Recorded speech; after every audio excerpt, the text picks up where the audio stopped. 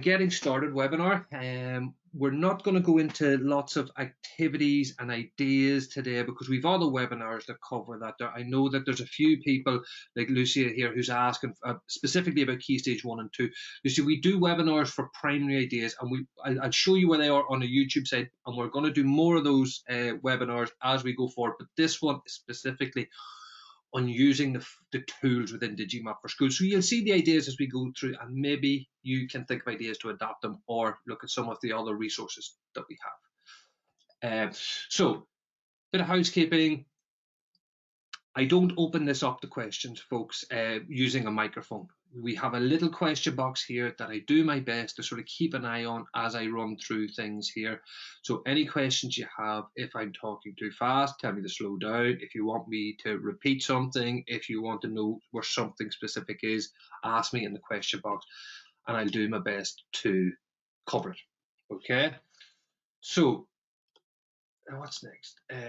Okay, so first and foremost, I want to say to you, please remember that Digimap for Schools is one username and one password for your entire school, okay?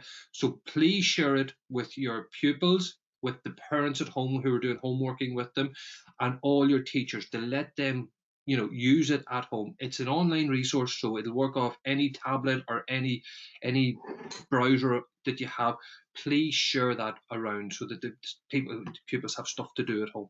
We also have, I'll flick away very quickly to our Digimap page here.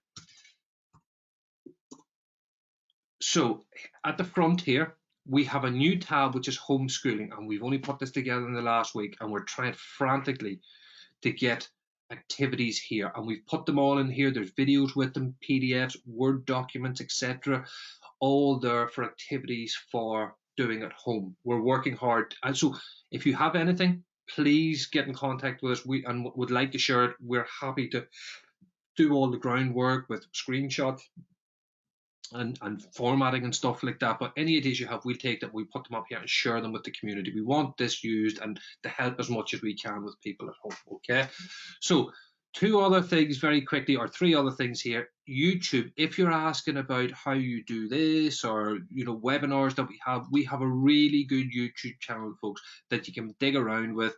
And welcome to our tour of the new version. There are lots of activities. There was a Sharon asked a question earlier on about an activity. Well, we did one. There's on activities for homeschooling here. That's a great little video there with about 6 or 7 ideas on how you can get kids doing activities at home. And have a look at that webinar. We'll be running more after Easter. Okay, so we've got this YouTube channel is there. We've also got a very active Twitter channel, as you've seen. So there's lots of ideas. As you scroll down that, there's loads of ideas on there of how other people are using Digimap for schools, as well as us posting ideas.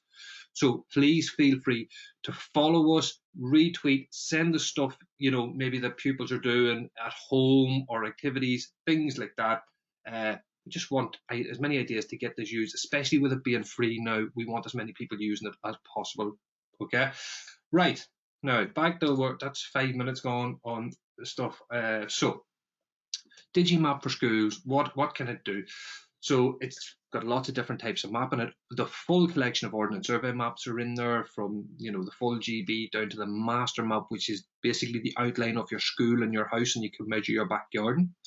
You can search for locations, navigate around, measure distances in areas, personalize your maps with text boxes and labels and photographs, and then you can print the maps off in A3 and A4, just of exactly the area you want. The way you used to have the big fold-out ordnance survey map? You can just get a nice little clean map of everything that you need. Okay, so help videos, Twitter, I've showed you that. Blog, it's on our website. We can have a look at that. That shows you where the webinars are. We've got free resources. We've lots more that we're converting and putting on there, doing that at the moment, and the help videos.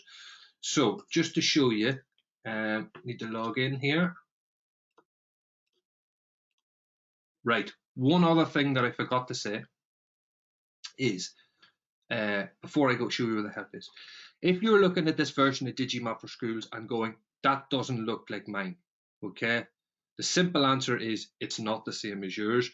It's And so basically, this is the latest version of Digimap for schools. If you are on a version that doesn't look like this, okay, go to our website here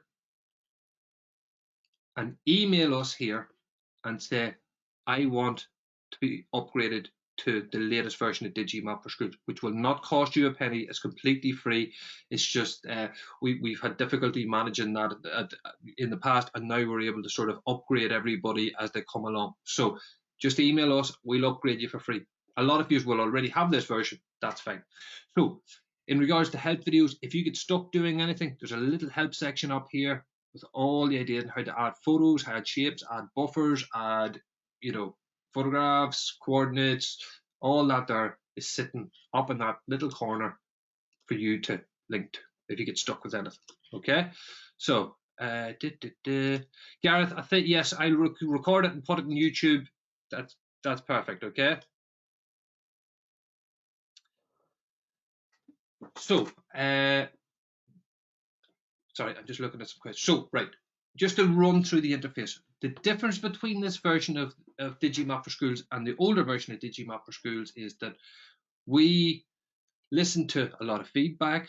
We noticed that Ofsted for primary had changed their framework for examination. So we made the conscious decision that we wanted to adapt and introduce new features that would be very useful for primary in particular, and would also supplement secondary schools. So one of the major things, the key major thing we've done is we've gone from just maps of Great Britain to this button here. Okay, let me just bring this out. Oh. So this button here allows you to view to a world extent. So we now can zoom in on any area in the world. Okay, so we've got this, so you can, for instance, if you go and search for Dubai, off we go, and we can go in and have a look at Dubai. So previously it was only Great Britain, now we've got worldwide mapping. Okay, some other little features in regard to this new service. The interface looks different because we had to change it in order to put the worldwide maps in order to add new functionality in that would be useful for teachers and also for security reasons. The old service was 10-year-old, it needed upgraded because it was starting to fall apart behind the scenes. So that's why we've ended up and we've done this here, and we think it looks really good and the feedback has been good so far. So some of the other new features are the overlays here. Okay, so you'll notice we've added things like major lines of longitude and latitude. So the Tropic of Cancer, the equator, Arctic Circle, Antarctic Circle, all in there, which you can turn on and turn off. Longitude and latitude is in there. World time zones is in there. So this layers will, whatever map you're looking at, will, whenever these boxes can be ticked, that's when they're active. So for instance, now at the minute you can't have the British National Grid, you can't have postcodes, because we're not looking at a map of Great Britain, and there's no point putting those on whenever you're looking at a map of India, for instance. Okay, so you'll notice what's available whenever you click, you know, whenever you're here, you can click on any of these here when they're available. If they're not available, it's not because it's broken, it's because they just won't work at that scale. Okay, so that's one of the other things. Right, so just to clarify, all of the functionality from Digimap for School previously is still here. Absolutely nothing has been lost. We've retained everything and added a lot more. So just in case you're wondering, oh, where's this or where's that, it's in here. It just may be in a slightly different place. Right. So what we're going to do is basically an activity sheet. Okay. So we've got a getting started activity, and just bear with me a second because I'm about to drop a handout sheet into the webinar software that hopefully you will have access to. So here we go. I don't know how this is going to show up, but it's gone in and hopefully you're able to grab hold of it. Okay, let me know if there's a file has come through on your side. Somebody in the box, let me know. Yep, brilliant. So it's arrived with you. Now this is an activity sheet, and if you go through this here and do each one of these tasks, it gives you about 90% of the functionality that Digimap for Schools has. So it's really good as an exercise for pupils at home, or if you're getting to use it, or you're doing a CPD with your teachers. If you're able to do this activity and go through it, you'll know nearly all the functionality in Digimap for schools. Okay, so we'll go through it today, and I'll record this session so that, for instance, if you give us out the pupils to do at home and they don't know how to do certain things, you can point them at the YouTube video and kind of go, well, follow this along, and he does everything. All right. So we'll start at the start on how to navigate and zoom. Okay, so we have the usual way. You can, like Google and Bing and different things like that, you can double click and zoom in. We also have a new function here, which is locate my position. Okay, if you click on this will find your position. Okay, put a marker on where exactly you are. So you can do that. That's one way of doing it. I'm not going to zoom in because I know where I am. Or you can type in your town, your village, your postcode, and it brings you in on where you are. Okay? So that's basically the ways of navigating around and finding your way to the different maps. Okay? Just while I'm here, I'm going to go over to the postcodes. You'll notice that the postcodes have now become active and the British National Grid have now become active. So we click postcodes just to show you. There's our postcodes. This is how postcodes work, folks. Okay? So there you go. There's all your postcodes. As you zoom in, it'll break them down into the different postcodes. Okay? See what the British National Grid comes on. You can zoom out and we can go right out to the GB level. And you see these squares? You know, each one of these can be an ordnance survey, big fold out map. And as you zoom in, that's basically how the grid references system works. So you can turn them on and off when you're in the GB view. Right, back to the activity. So find the length of Loch Ness on a suitable map and use the measurement tools to measure the distance. Okay, so hopefully you're all following along here. So we're on the Loch Ness here. So just so you know, to get rid of this little pointer, you just click this here and it disappears. Very simple. So we have a number of ways of measuring the distance of Loch Ness. Okay, so we've got it all on the one screen. Now, down the left-hand side here, we have this symbol here, which is our measurement tools. Now, we can measure distance or area. So we're looking for the distance. And in order to do that, you just click once to start, pull it all up, and then double click to end. And you can see it's 36 kilometers long from one end of Loch Ness to the other. Okay. Now, you need to delete these measurement tools if you want to get rid of them. We just delete all and it disappears. Now, another way that you can do it is you can draw a line. Okay, so say for instance we were more zoomed in on Loch Ness like this, and we wanted to go from one end to the other. You can draw a line, and it doesn't have to be a straight line. You can sort of say you were kayaking up Loch Ness and you're going back and forward from one side to the other all the way along here. Okay, you get to the top, you draw, oh, go on up here, and basically get to the end, and we double click to stop, and there's our line. Okay, we can use this little button beside the draw line, which is click feature, to add a measurement. And if we click on our line, we can decide if we want metric or imperial, and we can click on and we can see that it's 40.6 kilometers to go all the way up Loch Ness. So, right, we know how to do that.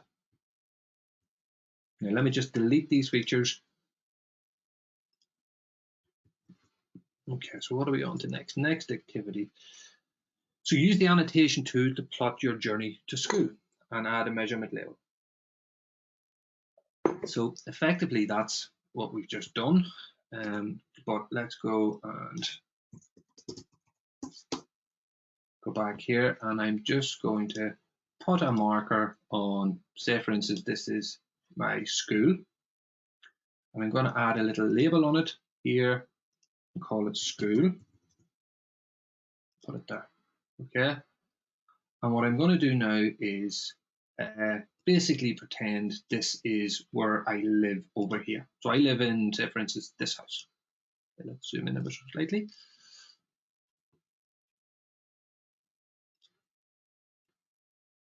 and I want to walk from here, so I click once to start, down the road, across here, again, go on this here.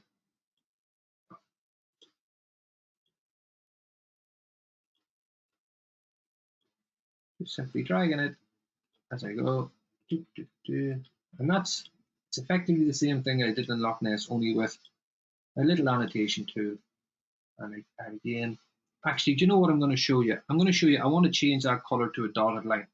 So what I'm going to do is select the feature here.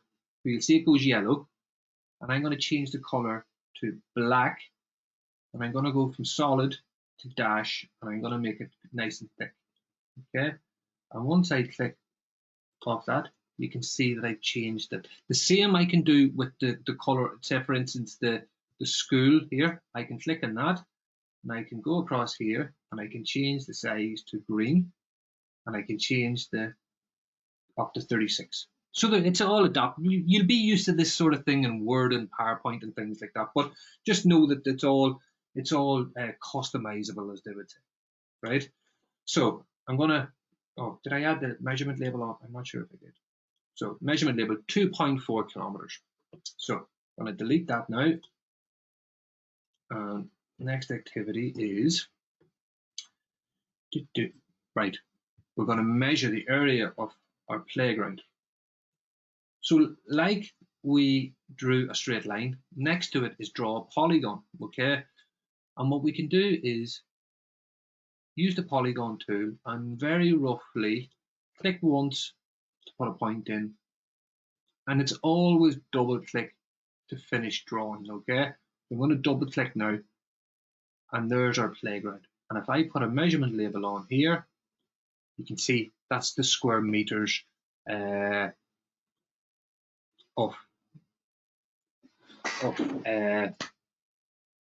the playground. Janine, yes, sorry, I'm just answering the question here. Janine, yes, you feel free to sort of make little demonstration videos about these activities. No problem at all. Okay, so that's how you get the area. And that's really good if you're doing land use, for instance, land use maps, and you're sort of maybe looking at a high street, and you can, mark out all the retail, all the office space, all the supermarkets, and you could just, very quickly count up the square meters of each one and sort of do a pie chart or whatever if you're doing land use. Okay, so let's delete all drawings.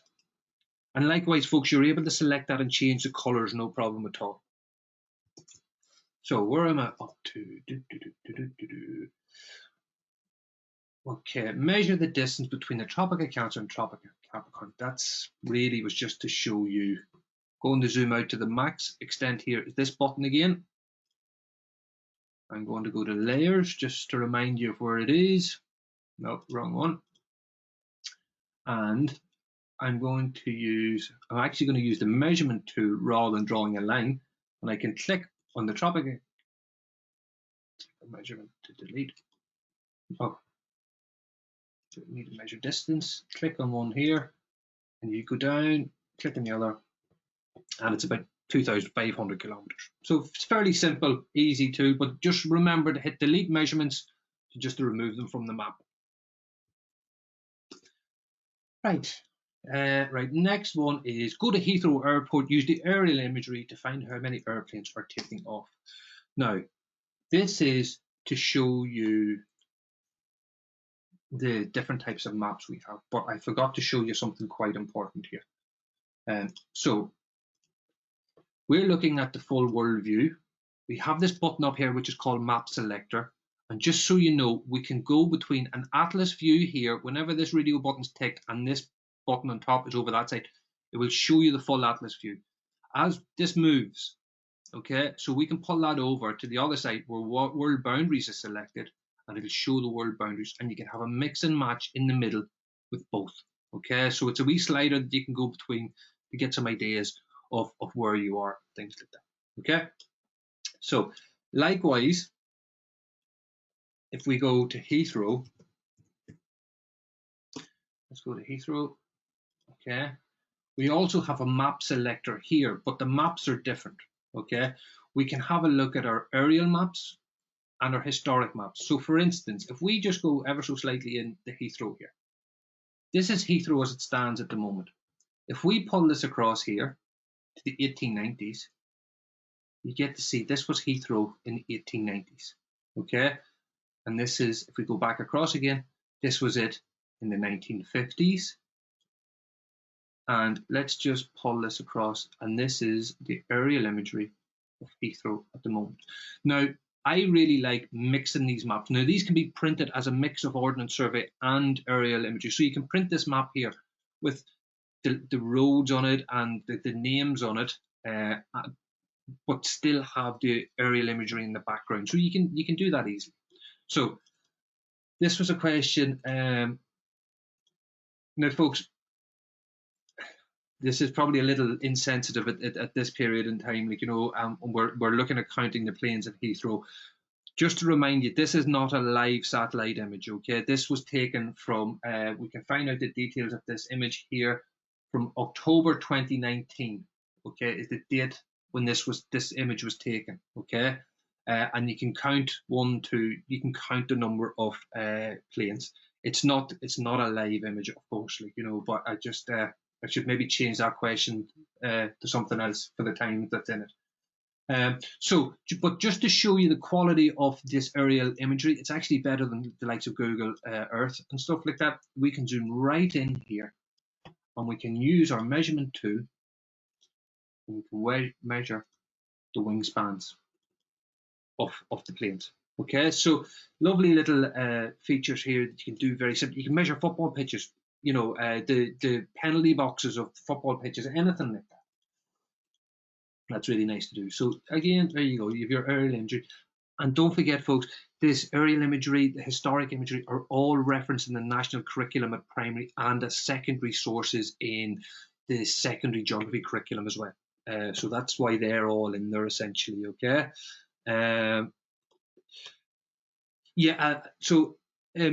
Melissa has asked how often the images are updated. Now, luckily, if you remember, last year was a really good year, so we have lots of new aerial imagery last year because, of course, these planes go across and take these images whenever they can't do it when it's cloudy.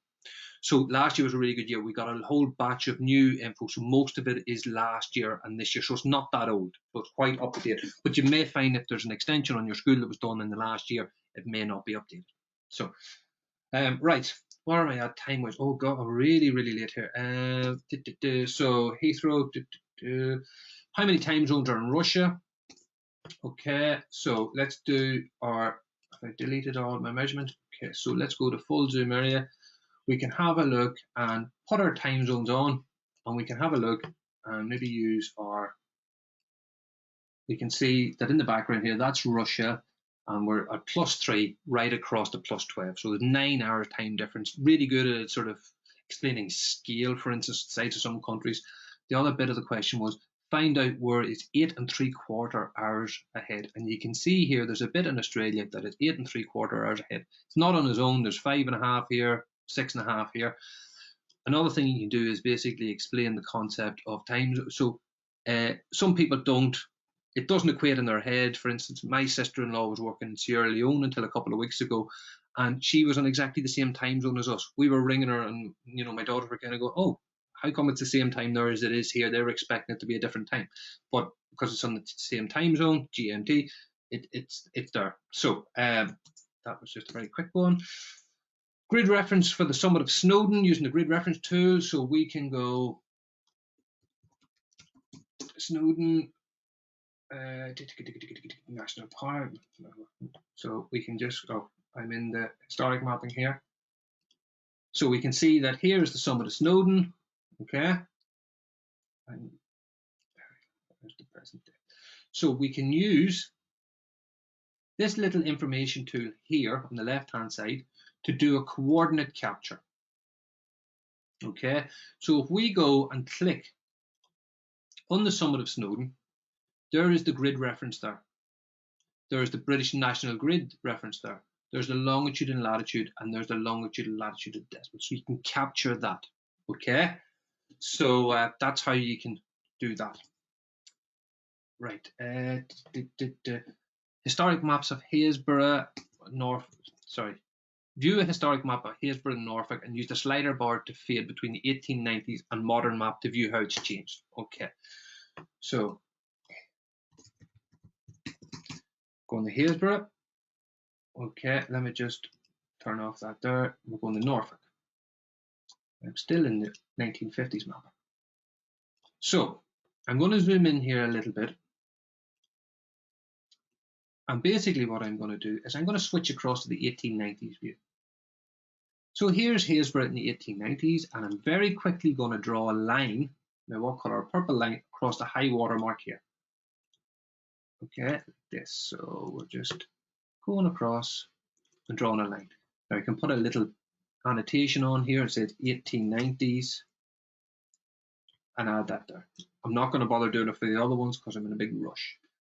So I'm going to switch across now to the 1950s like this, transition across, and we can see that we can draw another line with, let's go red and red, and we'll draw across the high water mark this time, okay, like this. So that's the 1890s. Now what we're going to do, switch to the aerial view, the Ordnance Survey, and we're going to zoom in ever so slightly, and you can see here that if we draw another line, and we're going to do it in blue, we can draw along the high water mark here like this.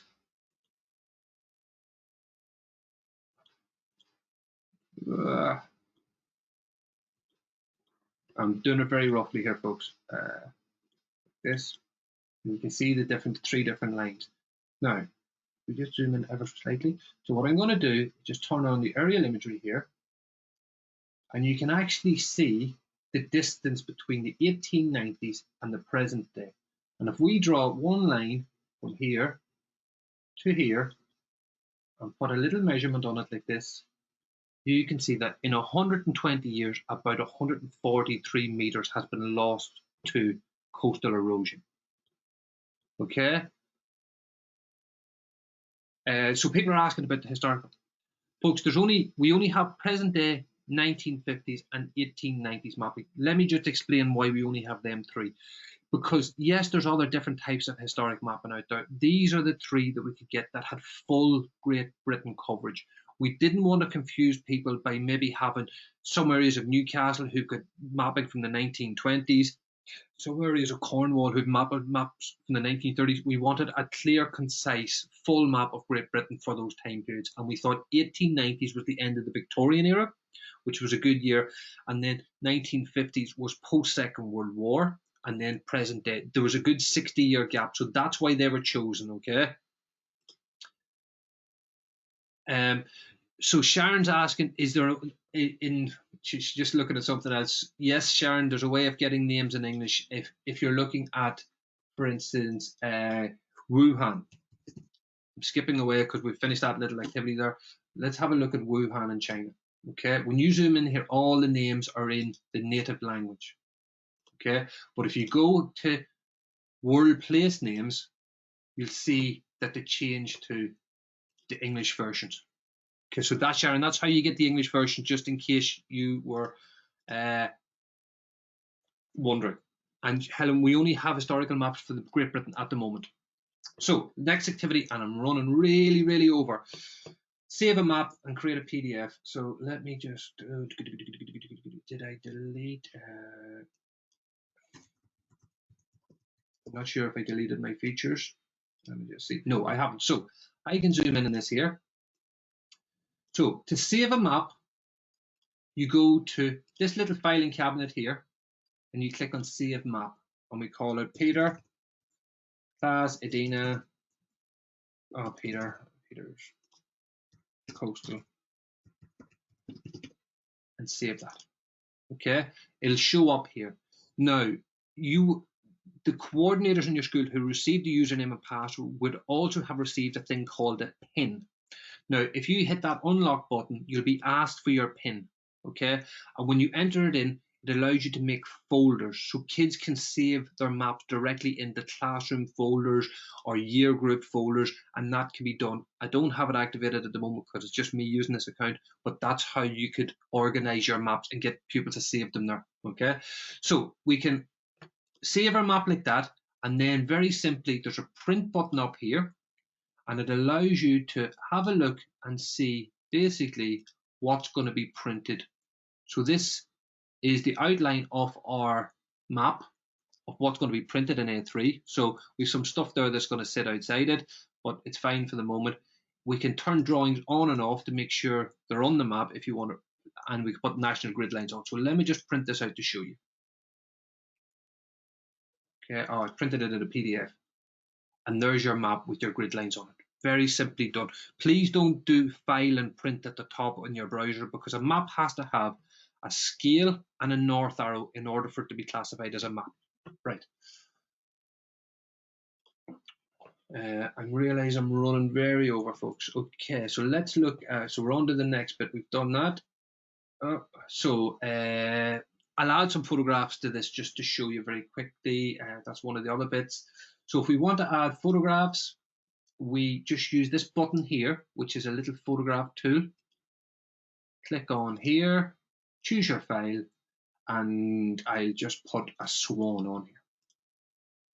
Okay, you can understand if you went on a field trip or something like that, you took some photographs of groins or coastal defences or something like that, you can put them on. I'll add another one here, which is a bridge that I just happen to have sitting there as well, and we can upload that.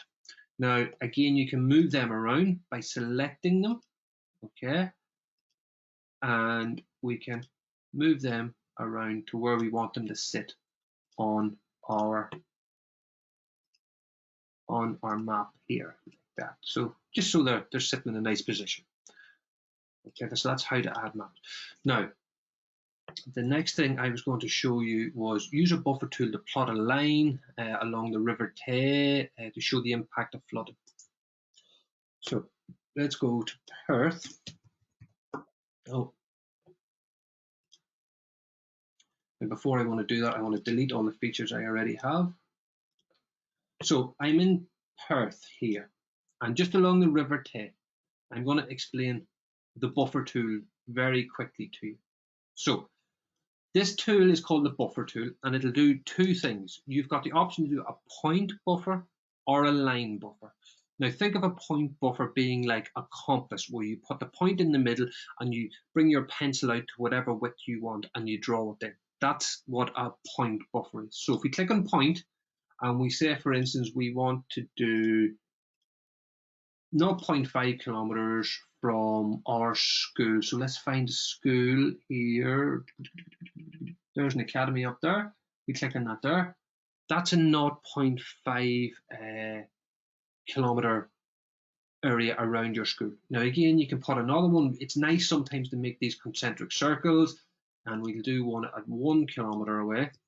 We'll just do that there, and you can see it building up there. So you could ask, like, for instance, how many pupils live within half a kilometer, how many live within 1 kilometer of the school, like that.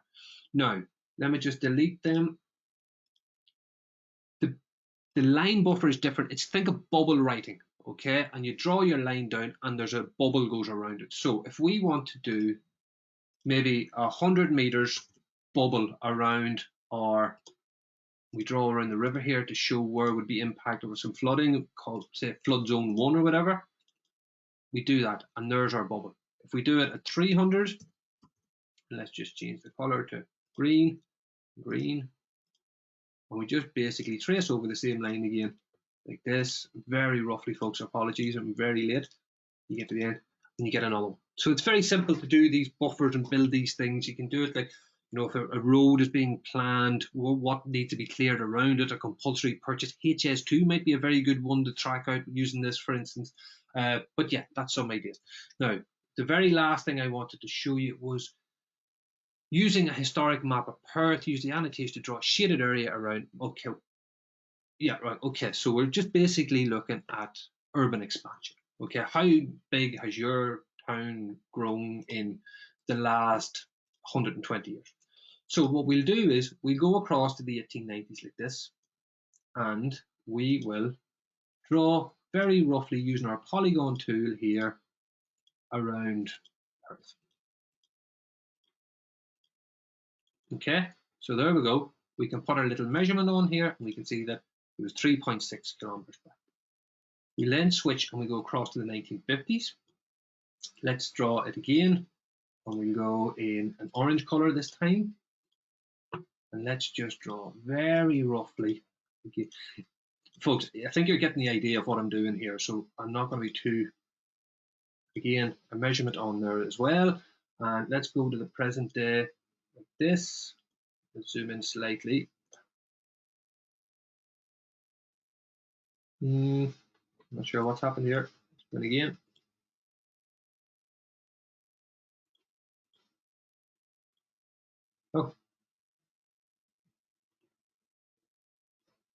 Oh, there we go.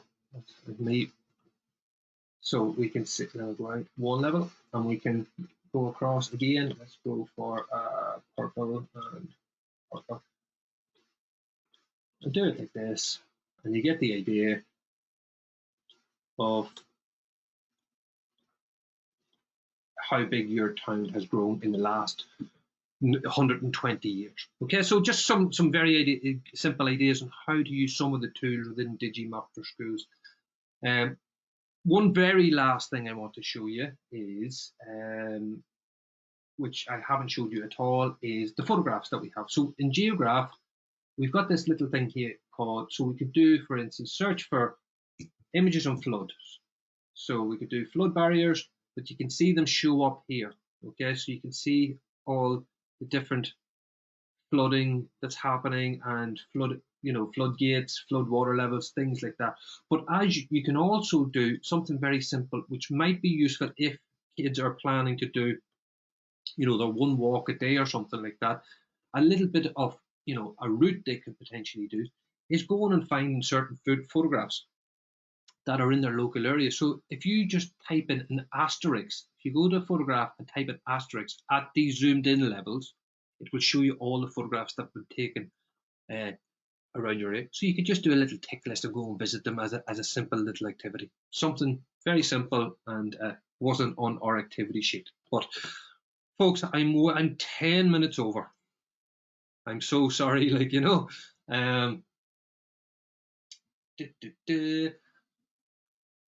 Right, let me just start again. And if you have any questions, folks, shout them out, and I'll try my best to get through. Go back. Any way of getting?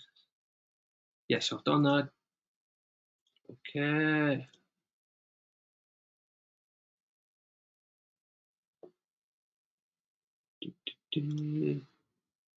Okay. Helen, the photographs that I used here, so you've got two photographs. These are just an image search, okay? They're just on a website called Geograph, and they're just a bank of images. The photographs, the image that I put up are just basically, so for instance, I can add an image on here, but I could just go to, say for instance, or let's just search for floods here.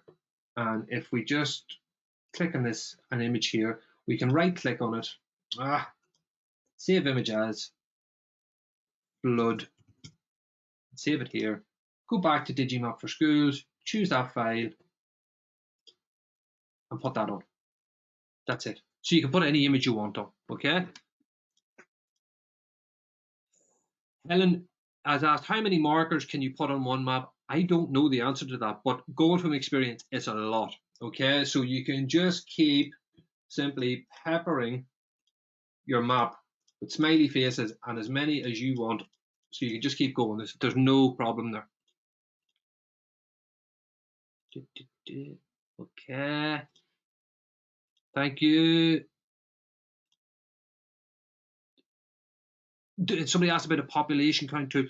Okay, so we are looking at doing population densities overlays here. See these things? We've got world time zones. We want to put in annual rainfall, climate, population density, all of those things. But folks, we're trying to sort of help as it is, at the moment. So a lot of these things have been put on the back burner for the time being, but that's the plan, is to put lots of these overlays in, like with biomes, etc.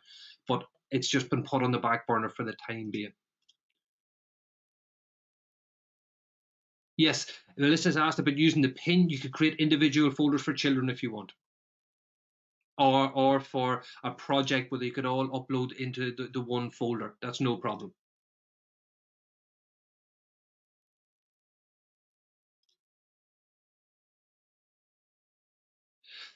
Susanna, I'm going to save this this video on YouTube, and you can look at it and go back, and maybe I'll send you a little email after with the presentation and a link to the video.